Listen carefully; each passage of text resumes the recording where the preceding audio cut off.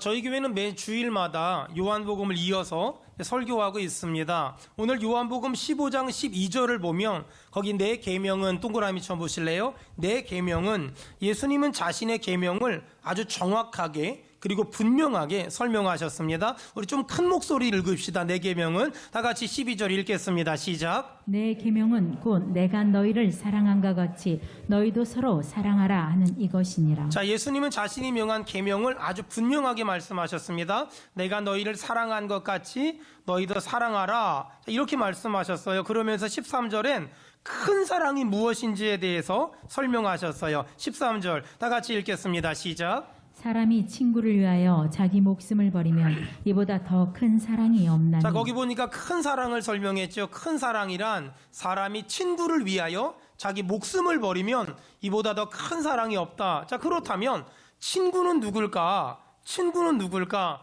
아마 제가 알고 있는 지식 중에서 친구에 대해서 가장 잘 설명한 분이 있다면 아마 옛날에 함석헌 선생님, 그분이 쓴 그대 그런 사람을 가졌는가라는 시가 있어요. 제가 한번 읽어드릴게요. 말리길 나서는 길, 처자를 맡기며 맘 놓고 갈 만한 사람, 그대 그 사람을 가졌는가? 온 세상이 다 나를 버려 마음이 외로울 때 저 맘이야 하고 믿어주는 사람, 그대 그 사람을 가졌는가? 탔던 배 가라앉는 시간, 구명 때 서로 사랑하며 너만은 제발 살아다오 라고 말하는 그대 그 사람을 가졌는가? 사형장에서 다 죽어도 저 사람만은 살려주세요 라고 말해줄 그대 그 사람을 가졌는가? 잊지 못할 이 세상을 떠나려 할 때 저 친구 하나 있으니 하며 모든 걸 맡기고 떠날 수 있는 그대 그 사람을 가졌는가? 온 세상의 찬성보다도 아니 하고 머리 흔들어줄 그 한 사람을 생각하며 유혹을 물리칠 그대 그 사람을 가졌는가? 참 정말 가장 그 친구에 대해서 잘 설명한 말 아닐까? 하지만 함석헌 선생님이 말한 그 친구보다 더 정확하게 친구에 대해서 성경은 설명하고 있어요. 14절 다 같이 읽겠습니다. 시작. 너희는 내가 명하는 대로 행하면 곧 나의 친구라. 자, 나의 친구가 누구라고요? 언더라인 치세요. 너희는 내가 명하는 대로 행하면 나의 친구라. 자, 그렇다면 예수님은 우리에게 뭐라고 명령하셨냐? 한번 따라합시다. 사랑합시다. 시작. 사랑합시다. 사랑하겠습니다. 시작. 사랑하겠습니다. 예수님 우리에게 뭐라고 명령하셨냐면 사랑해라. 위로는 하나님을 사랑하고 옆으로는 주변에 있는 사람들을 사랑해라. 그렇게 예수님 우리에게 명령하셨어요. 자, 그러면서 그렇게 사랑하는 사람을 나의 친구다. 그렇게 예수님 말씀하셨어요. 그러면서 15절에 보니까 예수님의 친구가 되면 엄청난 유익이 있대요. 자, 어떤 유익이 있나 15절 다 같이 읽겠습니다. 시작. 이제부터는 너희를 종이라 하지 아니하리니 종은 주인이 하는 것을 알지 못함이라. 너희를 친구라 하였노니 내가 내 아버지께 들은 것을 다 너희에게 알게 하였음이라. 아멘. 거기 보니까 종은 주인이 하는 걸 알지 못한대요. 하지만 예수님의 친구가 되잖아요. 그러면 예수님이 자기 아버지가 뭐 하는지 친구한테 다 알려준대요. 그러니까 예수님의 친구가 되면 하나님이 무슨 일을 하는지 다 알 수 있는 어마어마한 특권이 있다고 여기 16절에 15절에 지금 기록하고 있어요. 자, 그렇다면 우리는 어떻게 예수님의 친구가 됐을까? 16절 우리 다 같이 읽겠습니다. 시작. 너희가 나를 택한 것이 아니요 내가 너희를 택하여 세웠나니. 자, 우리가 어떻게 예수님의 친구가 됐다고요? 너희가 나 택한 것이 아니라 내가 너희를 택하여 세웠다. 그래서 우리는 예수님의 친구가 됐대요. 그러면서 16절 중간절에 우리가 예수님의 친구로 살잖아요. 그러면 많은 혜택이 있는데 이는 우리 다 같이 읽겠습니다. 시작. 열매를 맺게 하고 또 너희 열매가 항상 있게 하여 내 이름으로 아버지께 무엇을 구하든지 다 받게 하려 함이라. 이는 너희로 가서 열매를 맺게 하고 너희 열매가 항상 있게 하여 내 이름으로 아버지께 무엇을 구하든지 다 받게 하려 함이라. 지난 주일날 제가 설교할 때 우리가 가지잖아요. 예수님이 포도나무잖아요. 가지는 포도나무에 붙어 있기만 하면 많은 열매를 맺을 수 있다. 이렇게 얘기했잖아요. 근데 오늘 예수님 우리한테 뭐라고 말하냐면 너희가 나의 아주 가까운 친구가 되기만 하면 너희가 나에게 무엇을 요구하든지 내가 다 들어줄게. 이렇게 지금 약속하세요. 그러면서 16절에 보니까 이는 너희로 가서 열매를 맺게 하고 또 너희 열매가 항상 있게 하여 내 이름으로 아버지께 무엇을 구하든지, 언더라인 치세요. 내 이름으로 아버지께 무엇을 구하든지 다 받게 하려 함이라. 여러분, 제가 다시 한번 읽을 테니까 크게 아멘 합시다. 내 이름으로 아버지께 무엇을 구하든지 다 받게 하려 함이라. 아멘. 주님은 이렇게 우리에게 약속을 하셨다는 거예요. 이렇게 약속을 하셨어요. 여러분도 알다시피 지금 우리나라는 김영란법이라고요, 공무원들이 청탁을 못하게 청탁금지법을 만들어 놨잖아요. 근데 예수님은 우리에게 제발 청탁 좀 해라, 제발 나한테 부탁 좀 해라, 너희가 내 이름으로 무엇을 구하든지 내가 다 받게 해줄 테니까 나에게 부탁해라, 나에게 청탁해라 라고 지금 이렇게 지금 말씀하세요. 자, 오늘 요한복음 15장 12절 좀 봐봐요. 거기 사랑해라 라고 나오지요. 17절도요, 너희 사랑해라 라고 나오지요. 여러분, 오늘 본문은 어떤 문법적인 특징을 가지고 있는데 시작도 사랑해라, 끝도 사랑해라. 여러분, 그것이 하나님의 뜻이에요. 우리는 신앙생활을 처음 시작할 때도 사랑해야 되고요, 끝까지 사랑해야 돼요. 아멘 합시다. 우리는 시작도 사랑해야 되고 끝까지 사랑해야 돼요. 그것이 하나님의 뜻이라는 거예요. 특별히 이 요한복음 15장에서 말하는 사랑을 제대로 알기 위해선 기독교 신앙의 기본, 또 기독교 신앙의 본질을 좀 제가 얘기를 해야 되거든요. 좀 오늘은 지루하더라도 하나하나 차근차근 들으면서 동의가 될 때마다 아멘, 아멘 하면서 여러분의 신앙의 지식으로, 여러분의 영혼의 양식으로 받기를 원합니다. 자, 사람이 어떻게 만들어졌을까? 어떤 사람들은요, 사람이 어떤 세포가 오랜 시간 동안 분열하고 분열하면서 사람이 됐다고 이야기하는 사람이 있어요. 이 얘기 마치 뭐하고 똑같냐면, 제가 시계를 차고 있는데 이 시계가 바닷가 모래알들이 오랜 시간 동안 부딪히다 보니까 어느 날 시계가 됐다고 이야기하는 거하고 똑같아요. 이거 완전히 잘못된 논리고 완전히 이상한 논리거든요. 만일 제가, 아니 우리 집사님이, 목사님 그 시계 어디서 났어요?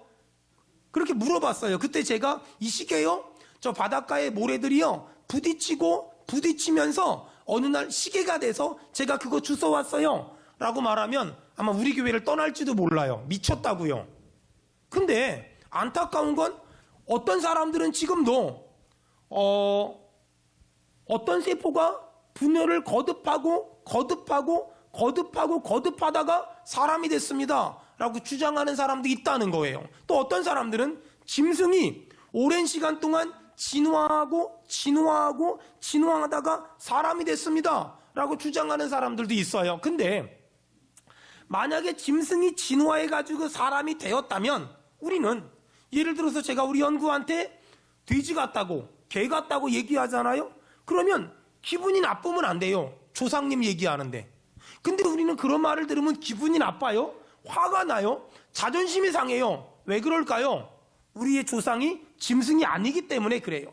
여러분, 아마 여러분 여러 가지 이유 때문에 외국을 좀 다녀보셨을 거예요. 외국을 가서 사람들이 하는 말들을 들어보잖아요. 그 말들 중에 욕들이 있어요. 욕들을 잘 문법적으로, 그리고 문학적으로, 그리고 글자적으로 해석을 해보세요. 그러면 그 욕들의 대부분은 사람을 짐승 같다라고 표현하는 말들이 거의 99.9%예요. 사람을 짐승 같다고 말하는 대부분의 말들은 거의 대부분이 다 욕이거든요. 근데 사람을 짐승과 말하는데 왜 그게 욕일까? 간단해요. 사람은 짐승에서 진화되지 않았기 때문에, 그래서 그런 거예요. 그래서 어떤 사람이 저한테 짐승을 비유하면서 얘기하잖아요. 돼지 같다고, 개 같다고 라고 말하잖아요. 그럼 기분이 나빠요.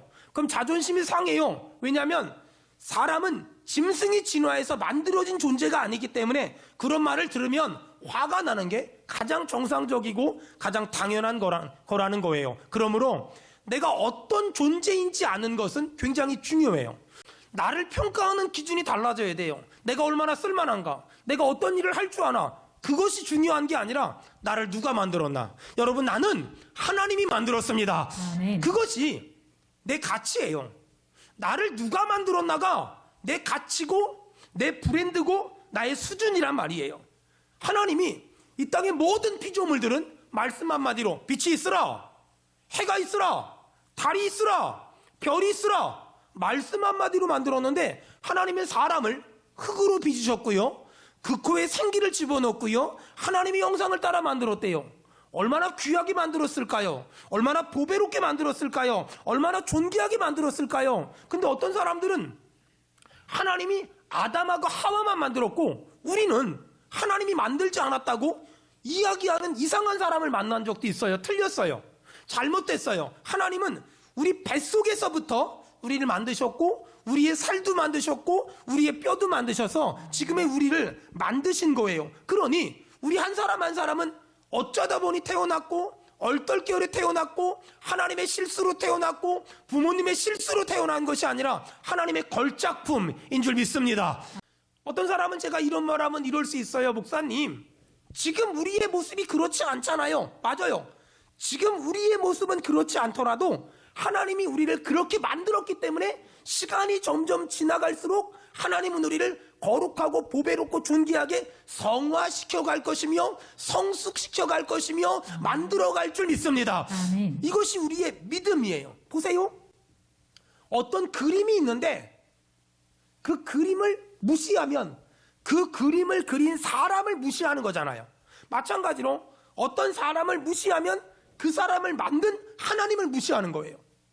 이 사실을 알면 절대로 남이든 나든 함부로 사람을 대하지 않아요. 남이든 나든 사람을 함부로 다루지 않아요. 남이든 나든 사람을 함부로 평가하지 않아요. 사람이 얼마나 귀한데요. 하나님이 사람을 만드시고 보시기에 심히 좋았더라고. 보시기에 심히 좋았더라고. 그렇게 말씀하셨잖아요. 사람이 얼마나 귀한 건데요. 사람이 얼마나 소중한 건데요. 그 사람이 배웠든 못 배웠든 부자든 가난하든 그 사람이 장애가 있건 없건 그 사람이 잘났건 못났건 사람이 얼마나 귀한 건데요. 그러므로 세상은 사람의 실력이나 능력을 가지고 평가하지만 교회는 사람 자체의 귀함, 사람 자체의 소중함, 사람 자체의 존귀함을 인정해야 돼요. 저는 우리 수원은혜교회가 사람을 귀하게 여기고 사람을 소중히 여기는 그런 교회가 되길 축원합니다. 아멘. 이렇게 하나님은 사람을 소중하게 만들었는데 문제가 생겼어요. 사람 속에 죄가 들어갔어요. 그러면서 사람은 변질됐고 타락했고 그 다음에 비참한 인생을 살게 됐고 불행한 인생을 살게 됐어요. 그리고 얼마 있다가 가인이 아벨을 죽이는, 형이 동생을 죽이는 이런 말도 안 되는 짓거리를 했고 그런 짓거리들이 계속 이어지면서 지금도 우리 주변에서는 일어나고 있어요. 그러면 사람은 하나님과 원수가 됐어요. 아니 왜 이렇게 됐을까? 하나님 보시기에 심히 좋았던 사람이 왜 어느 순간부터 하나님과 원수가 됐을까? 하나님 옆에는 천사들이 있었거든요. 근데 그 천사들은 뭐 하는 역할을 했냐면 하나님 옆에서 심부름하는 역할을 했어요. 근데 이 천사가 어느 날 나도 하나님처럼 되고 싶어 이런 생각이 들었고 교만해졌고 건방져졌어요. 그걸 알고 하나님은 내쫓아버렸어요. 그래서 하나님에게 쫓겨난 것들, 그것이 사단, 마귀, 귀신들이라고 성경엔 기록되어 있어요. 이 사단이 하나님에게 쫓겨나면서 너무 서운하잖아요. 그 서운한 감정을 가지고 하나님의 형상을 닮은 사람에게 들어가서 하나님이 사람에게 무슨 말씀을 하시든 일단 반대, 무조건 반대하기 시작했어요. 이걸 우리는 성경적으로 불순종이다 라고 말하는 거예요. 이렇게 사단은 사람 속에 들어가서 하나님이 우리에게 복된 인생을 얘기해줘요. 우리에게 은혜로운 인생을 얘기해줘요. 이렇게 해라, 이렇게 하지 마라. 그럴 때마다 사단의 마음속엔 하나님에게 쫓겨났다는 서운함이 있으니까 내 마음속에서 하나님이 아무리 좋은 말을 해도 일단 반대, 무조건 반대. 이러면서 하나님과 더더 원수가 되기 시작했어요. 자 보세요. 하나님은 우리에게 하나님 잘 섬겨라, 우상 섬기지 마라. 근데 사단은 우리 속에서 일단 반대, 무조건 반대하잖아요. 그러니까 하나님을 사랑하지 않고 우상을 섬기게 만들어요. 하나님은 우리에게 싸우지 마라. 근데 사단은 우리 속에서 일단 반대해야 되니까 싸우게 만들어요. 큰 소리 나게 만들어요. 미워하게 만들어요. 불평하게 만들어요. 또 하나님은 사람에게 우리의 행복을 위해서 한 남자와 한 여자가 사랑해서 결혼해라. 근데 사단은 우리 속에서 일단 반대, 무조건 반대해야 되니까 한 남자가 다른 여자를 쳐다보게, 한 여자가 다른 남자를 쳐다보게 이렇게 만드는 거예요. 그리고 거기서 좀 더 나가서 한 남자가 한 남자를 좋아하게, 한 여자가 한 여자를 좋아하게 이렇게 만드는 거예요. 누가 이렇게 역사할까요? 사단이 하나님이 아무리 좋은 얘기를 해도 일단 반대, 무조건 반대하는 거예요. 여러분, 하나님과 사단과의 관계도 마찬가지지만 우리의 삶에서도 관계가 깨지면 이런 일이 벌어져요. 예를 들어서 관계가 깨지면 그 사람이 아무리 좋은 말을 해도 그대로 하고 싶지 않아요. 누구 좋으라고 이렇게 되는 거예요. 여러분, 그래서 그런 마음을 약간 이용하면 이렇게 해도 돼요. 예를 들어서 내 아이들하고 관계가 깨졌잖아요. 그럼 이렇게 해봐요. 너 공부하지 마. 절대 공부하지 마. 공부해도 등록금 안 줄 거야. 공부하지 마. 그럼 애가 그렇게 말하는 아빠 엄마 미워서라도 공부합니다. 또 반대로 내가 전도하고 싶은 사람이 관계가 깨졌어요. 그럼 그 사람한테 얘기하는 거예요. 우리 교회 오지 마. 우리 교회 오지 마. 우리 교회만 왔다 해봐. 가만 안 둘 거야. 우리 교회 천국 같은 교회인데 너 때문에 지옥 같은 교회 되니까 절대 오지 마. 이러면 어느 날 와서 앉아 있어요. 신기하죠? 관계가 깨지면 그 사람이 아무리 좋은 말을 해도 반대로 하고 싶어요. 이게 사람의 본능이고 이게 사람의 어떤 본질이에요.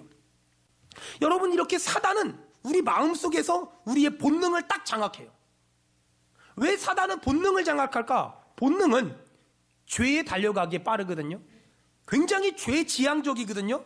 그러니까 사단은 우리의 본능을 딱 장악하고 하나님이 무슨 말씀을 하시든 일단 반대, 무조건 반대.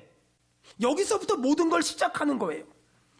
잘 들어보세요. 본능이란 하나님이 창세기에 사람을 창조할 때부터 있었던 기질이 아니에요. 본능이란 사람에게 죄가 들어가면서 생긴 반골 기질이에요. 그러므로 가끔가다 이래요. 집사님, 이것 좀 하면 어떨까요? 목사님, 저는 원래 그런 거 하기 싫습니다. 형구야, 너 이런 것 좀 하. 목사님, 저는 원래 그런 거 안 합니다. 저는 나이가 한 50 든 사람이 원래 그러면 이해가 되는데 7살짜리가 난 원래 콩 안 먹는다고 막 이러면 물어보고 싶어. 너에게 원래는 뭐니? 정말 물어보고 싶어요. 근데 사람은 본능을 이길 수 없다고 말하지만 원래 본능이라는 건 하나님의 창조 때 있었던 게 아니라 사람이 타락하면서 생긴 거거든요. 그 본능을 마귀가 내 마음에서 딱 잡고 있으면서 하나님이 아무리 좋은 말을 하고 아무리 선한 말을 해도 일단 반대, 무조건 반대.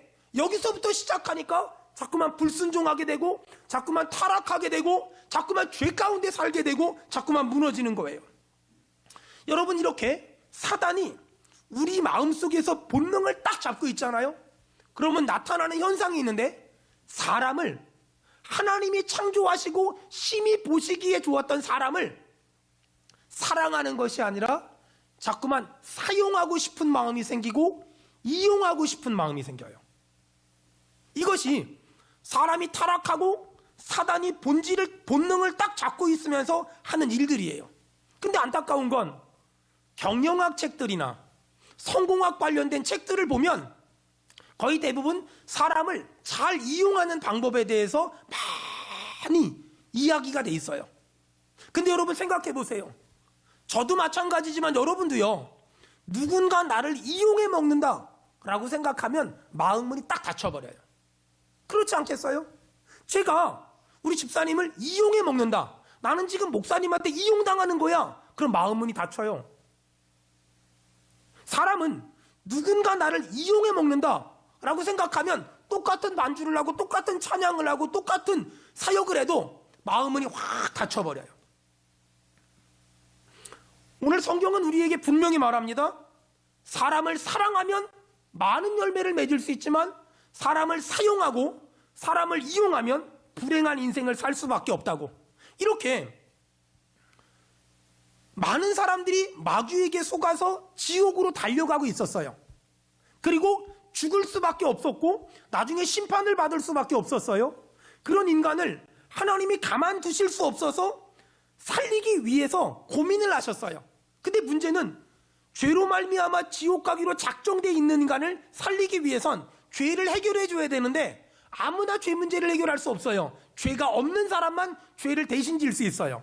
근데 이 땅에 있는 모든 사람은 다 죄인이어서 아무도 남의 죄를 대신 질 수 없어요. 그런데 딱 한 분만 죄가 없으세요. 그분이 누구예요? 예수 그리스도. 그래서 그 예수님이 십자가에 못 박혀 죽으심으로 우리의 죄를 용서하셨고 우리를 심판해서 구원하셨으며 우리를 지옥에서 건진 줄로 믿습니다. 아멘. 그 예수님은 십자가에 죽으시고 끝난 것이 아니라 승천하셨으며 다시 오실 줄 믿습니다. 아멘. 자, 이렇게 예수님이 우리를 죄에서 구원했다는 거, 우리 죄에서 구원하기 위해서 십자가에 못 박혀 죽으셨다는 걸 믿는 사람에겐 어떤 혜택이 있을까? 죄로부터 자유한 인생, 사망으로부터 자유한 인생, 지옥으로부터 자유한 인생을 살게 됐고, 예수님을 믿기 전에 내 마음엔 사단이 주인 노릇했는데 예수님을 믿고 나서 내 마음엔 예수님이 주인이 됐어요. 여러분, 아직 예수님을 믿지 않는다면 오늘 예수님을 내 인생의 주인으로 영접하길 바라며, 이미 예수님을 믿는다면 내 안에 예수님이 주인임을 인정하는 사람, 우리 크게 아멘 합시다. 아멘. 자, 잘 들으세요. 하나님을 사랑합니다. 우린 이런 말 많이 하잖아요. 주님 사랑합니다. 예수님 사랑합니다. 이 말 많이 하잖아요. 하나님을 사랑한다는 말은 구체적으로 어떤 의미냐면 하나님을 이용해 먹지 않겠다는 거예요. 하나님을 부려먹지 않겠다는 거예요. 하나님을 사용하지 않겠다는 거예요. 여러분, 하나님을 사용하지 마세요. 하나님을 사랑하세요. 아멘. 그것이 하나님의 뜻이에요. 하나님을 사용하는 사람은 내가 필요할 때만 찾아요. 하나님을 사랑하는 사람은 내가 필요할 때만 찾는 게 아니라 날마다 매 순간마다 매 분초마다 찾아요. 하나님을 사랑합니다. 이 말은 하나님을 이용해 먹지 않겠다는 거예요. 사람을 사랑한다는 말은 사람을 이용해 먹지 않겠다는 거예요. 사람을 이용해 먹지 않겠습니다. 하나님을 이용해 먹지 않겠습니다. 안타까운 건 부부지간에도 너무 남편과 아내가 서로 이용해 먹으려고 하는 사람들이 있어요.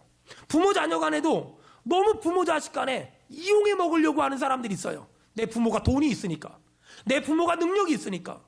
부부지간에도 심지어 결혼을 앞둔 선남 선녀들도 저 신랑이, 저 신부가 이용해 먹을 가치가 있으니까 결혼하는 사람들이 있어요. 그러면서 뭐라고 말하냐면 내가 복 받았다고, 내가 복 받았다고 이러면서 어떤 마치 저울로 가지고 서로 그 사람의 이용 가치를 재고 있는 그런 사람들이 있어요. 그럼 못 써요. 그러면 안 돼요. 그건 하나님의 뜻이 아니에요. 제가 부교육자 생활을 하면서 청년부를 섬겼는데 어떤 청년부 회장이 우리 교회에 어떤 자매가 있었어요. 그 자매는 귀도 들리지 않았어요. 말도 잘 못했어요. 근데 청년부 회장 하면서 그 자매가 병원에 입원해 있었는데 거기 신방 다니다가 둘이 눈이 맞아가지고 나이도 많은데 결혼해가지고 지금 얼마나 잘 사는지 몰라요. 여러분, 교회 안에는 그런 아름다운 이야기들이 얼마나 많은지 몰라요. 만일 이용 가치로 생각했다면, 사용 가치로 생각했다면 그런 일이 벌어질 수 없잖아요. 하지만 이용 가치가 아니에요. 사용 가치가 아니에요. 사람은 얼마나 이용할 때가 많냐, 얼마나 사용할 때가 많냐가 아니라 사람은 하나님이 만들었습니다. 아멘. 사람은 하나님의 작품이에요. 하나님의 창조물이란 말이에요. 그러므로 예수를 믿기 전과 예수를 믿은 다음에 가장 많이 달라지는 건 뭐냐면 사람을 대하는 태도가 완전히 달라져요. 사람을 대하는 태도가. 예수 믿기 전엔 사람을 이용 가치로 봐요. 근데 예수 믿고 나니까 사람을 이용하려고 하거나 사용하려고 하는 것이 아니라 사람을 그냥 사랑하게 돼요. 결국 예수님을 잘 믿는다는 건 뭘까? 집 팔고 땅 팔고 냉장고 팔아가지고 언금하는 걸까? 그렇지 않아요. 예수님을 잘 믿는다는 건 하나님을 사랑하는 것이며 사람을 사랑하며 사는 거예요. 아주 가끔 청년들하고 상담하다 보면 이런 얘기예요. 사장님이 직원들을 이용해 먹는다고. 맞아요. 그런 사장님들 있지요. 하지만 사장님만 직원들을 이용해 먹습니까? 직원들은 사장님 이용해 먹지 않습니까? 직원들은 회사를 이용해 먹지 않습니까? 이 회사 잠깐 들어갔다가 스펙 쌓고 내가 뭘 하려고. 여러분, 직장을 다니다가 얼마든지 이직을 할 수 있어요. 얼마든지 사직을 할 수 있어요. 하지만 처음부터 그 회사를 이용해서 내가 어떤 회사를 가기 위해서, 내가 얼마의 연봉을 만들어내기 위해서 그 회사를 이용한다면, 그 사장님을 이용한다면 그건 하나님의 뜻이 아니에요. 그걸 구분할 줄 알아야 돼요. 그걸 구분하지 못하면 하나님은 그 사람에게 은혜를 주지 않고 하나님은 그 사람에게 복을 주지 않아요. 성경은 분명하게 말합니다. 사람을 이용하면 아무 열매가 없다고. 하지만 사람을 사랑하면 하나님이 많은 열매를 주겠다고. 지금도 사람들은 사람을 이용해야, 사람을 사용해야 많은 열매를 맺을 수 있다고 해요. 하지만 성경은 단호하게 말합니다. 거짓말이라고, 가짜라고. 여러분 한번 생각해 보세요. 여러분은 직장에서 나 지금 이용당해. 그러면 그 직장을 사랑할 수 있습니까? 여러분은 그 사장님에게 지금 나 이용당하고 있어. 그럼 열심히 합니까? 그런 일 없어요. 그러므로 열매도 없는 거예요. 근데 나 그 직장에서 사장님에게 사랑받고 있어. 나는 그 직장에서 나는 사람들에게 사랑받고 있어. 그러면 내가 가진 능력보다 훨씬 열심히 일하죠. 근데 반대로 마찬가지예요. 내가 사장님이라면 저 직원이 나를 이용하고 있어. 나를 이용해 먹으려고 해. 그러면 그 사장님은 줄 수 있는데도 주지 않아요. 근데 저 직원이 정말 나를 존경해. 저 직원이 정말 나를 사랑해. 그러면 줄 수 없는 것까지 만들어서 빈지갑을 채워주고 싶은 것이 그 사장님의 마음 아닐까요? 결국 예수를 믿는다는 건 뭘까? 사장님이라면 직원들을 사랑하는 사람, 직원이라면 사장님을 사랑하는 사람, 회사를 사랑하는 사람, 목사님이라면 성도를 사랑하는 사람, 성도라면 목사님을 사랑하는 사람. 여러분 축복합니다. 우리의 평생에 어떤 사람도, 어떤 회사도, 어떤 교회도 이용하려고 하지 말고 사랑하길 축원합니다. 아멘. 그것이 하나님의 뜻이에요. 여러분 만약에 제가 지금 말한 것처럼 이 세상이 달라진다면 어떤 삶이 벌어질까요? 어떤 회사에 들어가려고 하는데 그 사장님이 예수 믿는데요. 그러면 그때부터 모든 걸 믿을 수 있어요. 아, 예수 믿는 사장님이라면 나를 이용해 먹지 않고 나를 사랑해 주겠구나. 이런 이미지가 만들어지는 거예요. 와. 또 반대로 어떤 직원을 뽑으려고 하는데 예수 믿는데, 그러면 사장님 입장에서 저 사람은 우리 회사를 나를 이용해 먹다가 버리는 것이 아니라 나를 정말 사랑해 주고 우리 회사를 정말 사랑해 주겠구나. 그러면 그 사람이 어떤 대학을 나왔나, 어떤 실력이 있냐 상관없이 그 사람 쓰지 않겠어요? 여러분 그게 기독교 신앙이에요. 그게 기독교의 가치예요. 안타까운 건 그게 안 되는 게 문제지. 하지만 진짜 예수 믿는다는 건 어떤 사람도 사용하지 않는 거예요. 전 목사잖아요. 제 평생 기도 제목이 뭐냐면 우리 성도들을 이용해 먹지 않겠다는 거예요. 우리 성도들을 사용하지 않겠다는 거예요. 우리 성도들을 써먹다가 버리지 않겠다는 거예요. 제가 기도 제목을 쓴 그 메모지가 있는데 그 메모지에 이런 기도 제목이 있어요. 하나님, 우리 부교육자들을 소모품처럼 쓰다가 버리지 말게 하시고 내 자식처럼 생각하게 해주세요. 내 자식처럼. 여러분 생각해 보세요. 어떤 분들은 이렇게 말할 수 있어요. 목사님, 아니 저 부목사님은 이런 능력도 없고 저 부교육자는 이것도 안 되고 저 부교육자는 이것도 안 되는데 왜 이렇게 감사하세요? 제가 그런 말을 자주 듣지는 않지만 아주 가끔 들을 때가 있어요. 그럼 제가 뭐라고 말하냐면 내 자식이라면 그럴 수 있잖아요. 내 자식이라면 그럴 수 있잖아요. 저도 아이가 셋이에요. 참 많이 부족하고요. 참 많이 연약해요. 하지만 늘 기도하는 게 뭐냐면 대학을 가든 대학원을 다니든 직장을 다니든 내 아이들이 좀 부족해도 거기 있는 교수님이나 거기 있는 사장님이 좀 좋게 봐줬으면 좋겠어요. 잘못하면 잘 알려주면 좋을 것 같고 좀 부족하면 잘 타일러가면서 애한테 이렇게 애를 좀 감싸줬으면 좋겠어요. 여러분 나는 그런 마음 먹으면서 나는 내 아이들에 대해서 그런 마음을 먹고 그런 기도를 하면서 나는 우리 부교육자들에 대해서 칼처럼 잘라. 못 잘라내지 잘라내. 그거는 좀 이상하잖아요. 아니, 우리 부교육자들도 누군가의 아들이고 누군가의 딸이잖아요. 그렇다면 그 부교육자들의 부모님들이 기도할 거예요. 하나님, 내 아이가, 내 아들이, 내 딸이 목사님의 눈에 좋게 보이게 하시고 잘못해도 목사님이 감싸줄 수 있는 너그러운 마음을 주세요. 기도할 거잖아요. 여러분, 제가 우리 부교육자들의 부모님의 기도에 응답이 되면 안 될까요? 제가 우리 부교육자들의 부모님의 기도의 응답으로 좀 더 배려해주고 좀 더 기다려주고 좀 더 참아주면 안 될까요? 저는 그렇게 살고 싶어요. 저는 지금까지도 그래왔지만 앞으로도 우리 부교육자들을 사용하다 버리고 이용하다 버리고 이용 가치가 없으면 쓸모없어, 사용 가치가 없으면 쓸모없어 라고 말하는 것이 아니라 그냥 하나님이 보내준 사람들이라고 생각해요. 여러분, 자식을 내가 선택했습니까? 자식은 선택한 게 아니에요. 자식은 그냥 바꿀 수 없는 거예요. 마찬가지로 저는 제 부교육자들을 그렇게 하기로 마음먹었어요. 예전에 저 20대 초반인데 저희 아버지가 복수가 이만큼 차올랐어요.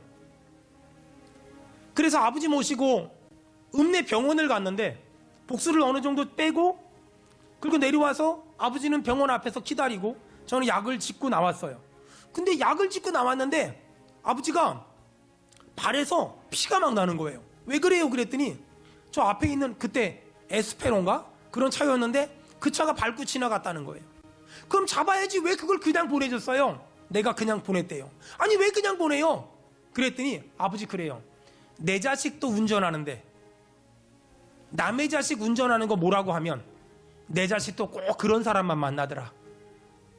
전 그 말이 지금 아버지가 돌아가신 지 수십 년이 지났음에도 불구하고 제 뇌리 위에서 떠나질 않아요. 내 아버지는 신학을 전공한 사람도 아니고 믿음이 좋은 사람도 아니었어요. 그냥 교회만 왔다 갔다 하셨어요. 하지만 그분은 내 자식이 잘 되는 게 뭔지를 아셨던 그런 어른이었어요. 여러분, 기독교 신앙이라는 건 굉장히 간단해요. 내가 사장님이라면 직원들을 이용하지 말고 사랑해 보세요. 내가 직원이라면 사장님을, 회사를 이용하지 말고 사랑해 보세요. 내가 저 같은 목사라면 성도들을 이용하지 말고 사랑해 보세요. 여러분이 성도라면 교회가 나에게 무엇을 해줄 수 있습니까? 물어보지 말고 여러분 정말 교회를 사랑하고 교회에 도움이 되는 사람이 돼보세요. 하나님은 그 사람에게 은혜 주실 것이고 하나님은 그 사람에게 응답 주실 겁니다. 아멘. 이렇게 사랑하며 사는 사람에게 하나님 뭐라고 말했냐면 성경 보세요. 요한복음 15장 14절 이렇게 사랑하며 사는 사람을 예수님 뭐라고 말씀하셨냐? 요한복음 15장 14절 다 같이 읽겠습니다. 시작. 너희는 내가 명하는 대로 행하면 곧 나의 친구라. 내가 명하는 게 뭐라고요? 사랑하라고요. 사랑하며 살면 그 사람 뭐라고요?